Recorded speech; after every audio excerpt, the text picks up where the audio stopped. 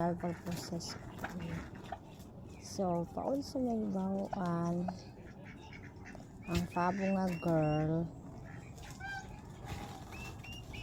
na ready na siya magpaupa. So pusa ra na siya mo lingkod, pusa ra yun na siya mo lingkod.